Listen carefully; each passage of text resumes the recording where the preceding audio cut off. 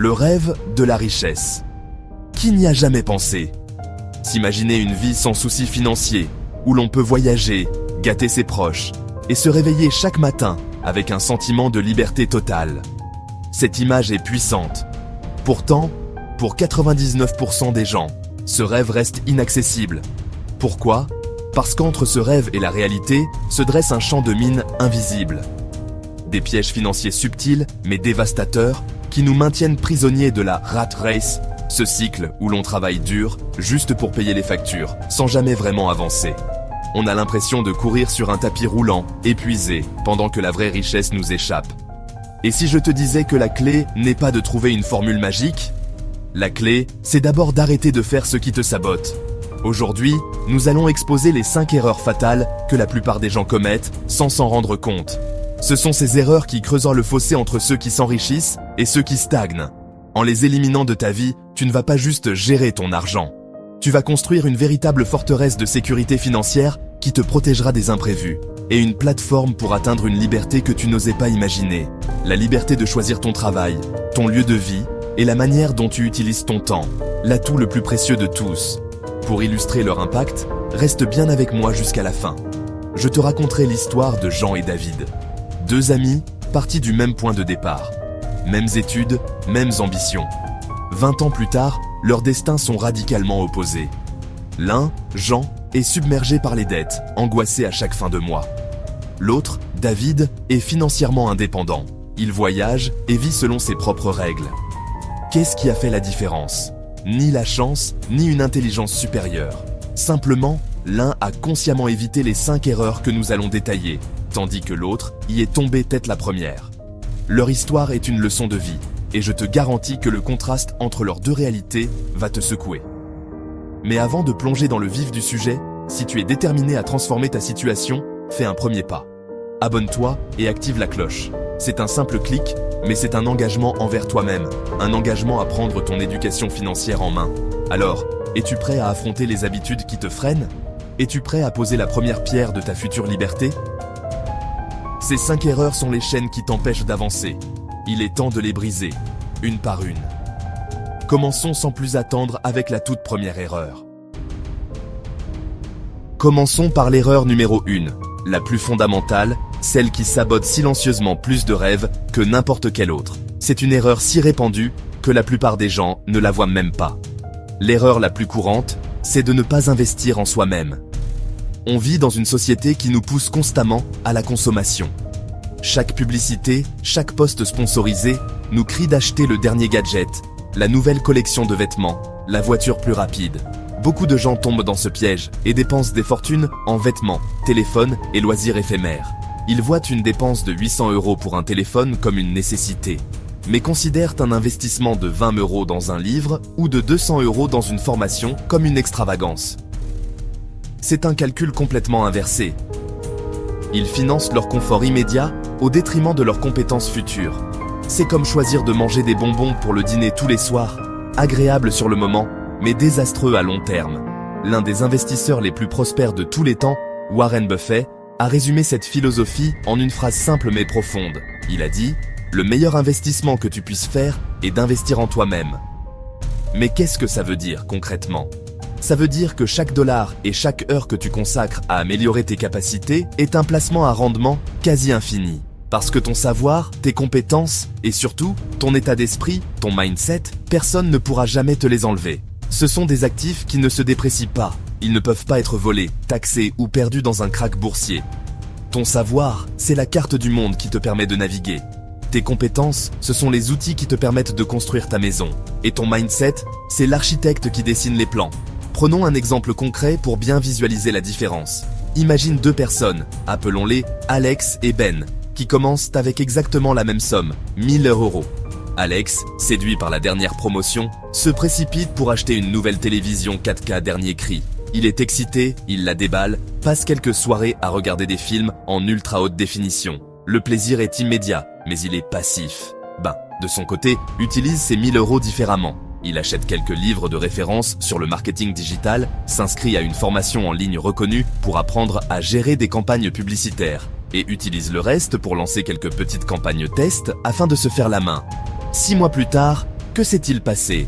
La télé d'Alex a déjà perdu 40% de sa valeur. C'est maintenant juste un meuble dans son salon. Elle ne lui a rien rapporté. Au contraire, elle lui a coûté de l'argent et du temps. Pendant ce temps, Ben a terminé sa formation. Il a obtenu ses premières certifications et a commencé par proposer ses services à des petits commerces locaux.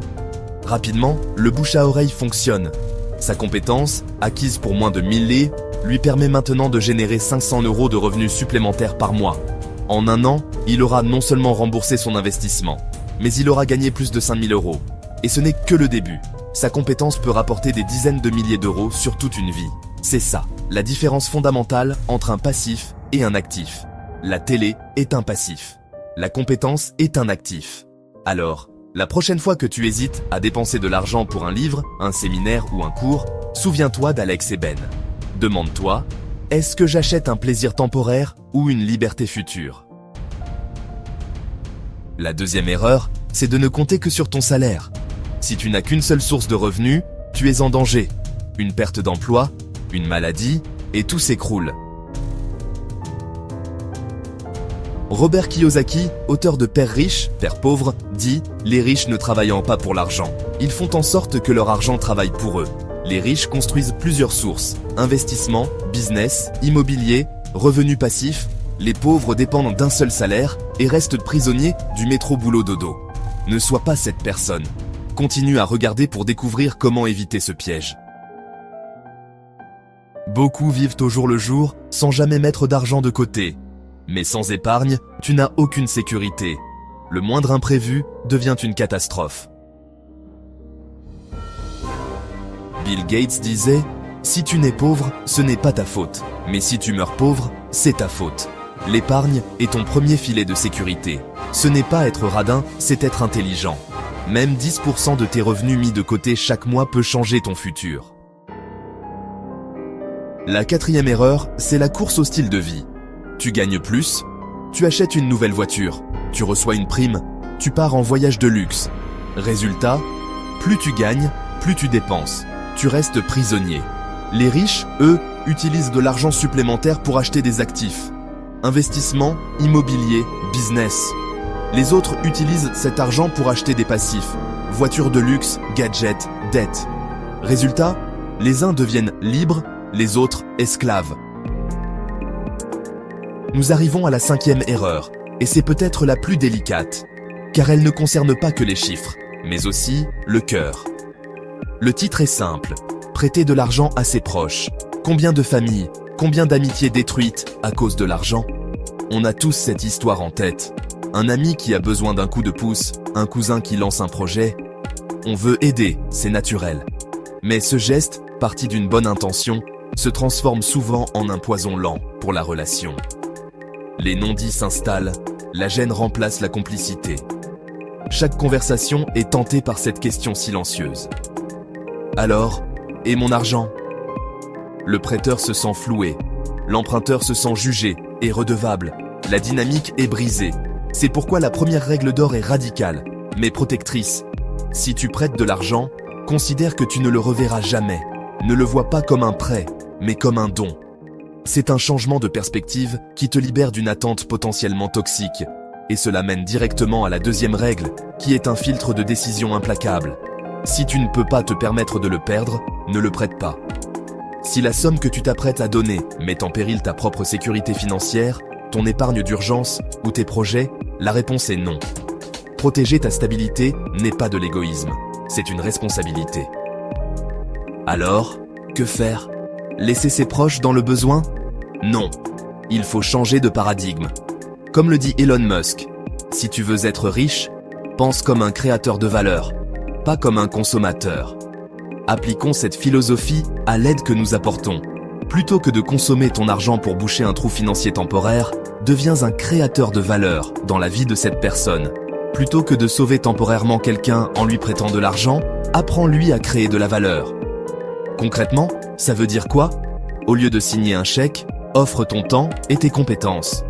Aide ton ami à préparer un entretien d'embauche.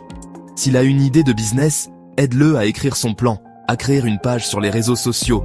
Mets-le en contact avec des gens de ton réseau. C'est un investissement bien plus puissant qu'un virement. Tu ne donnes pas un poisson, tu apprends à pêcher. C'est ça qui construit la richesse durable. Et surtout, ça renforce votre relation au lieu de la détruire. Et maintenant, comme promis, une erreur bonus, celle qui piège des millions de personnes dans un cycle de stress financier, vouloir paraître riche avant de l'être. Beaucoup achètent des choses qu'ils ne peuvent pas encore se permettre, juste pour impressionner les autres. La dernière voiture, le smartphone dernier cri, les vêtements de marque. On vit à l'ère de l'image, où la pression sociale nous pousse à projeter une vie de succès. On connaît tous cette phrase. On achète des choses dont on n'a pas besoin, avec de l'argent qu'on n'a pas, pour impressionner des gens qu'on n'aime pas.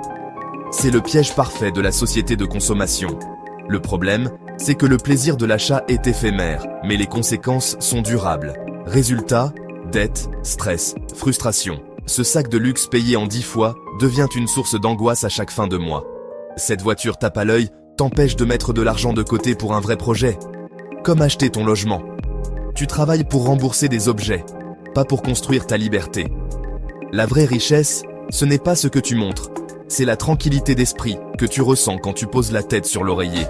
Heureusement, il existe une règle simple et incroyablement efficace pour contrer cette impulsion. Retiens-la bien, si tu ne peux pas l'acheter 2 fois, en cash, alors tu ne peux pas encore te le permettre. Tu veux ce nouveau téléphone à 1200 €? La question n'est pas « ai-je 1200 €?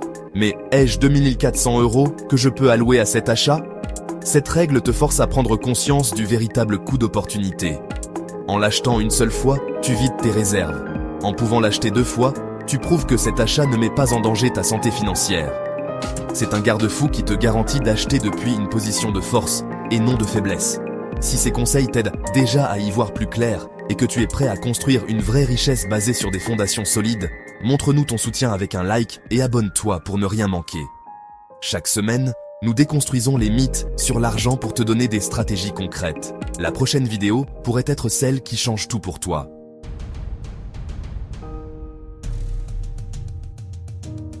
David Wright, confident. Jean a commis toutes ces erreurs.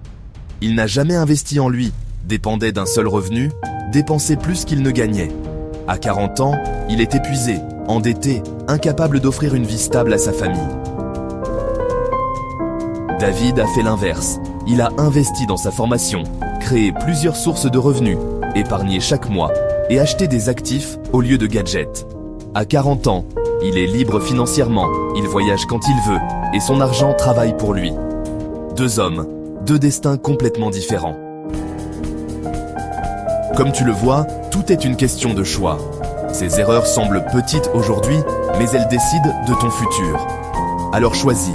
Veux-tu finir comme Jean, prisonnier de ses mauvaises décisions, ou comme David, libre, heureux et maître de sa vie? Le choix t'appartient.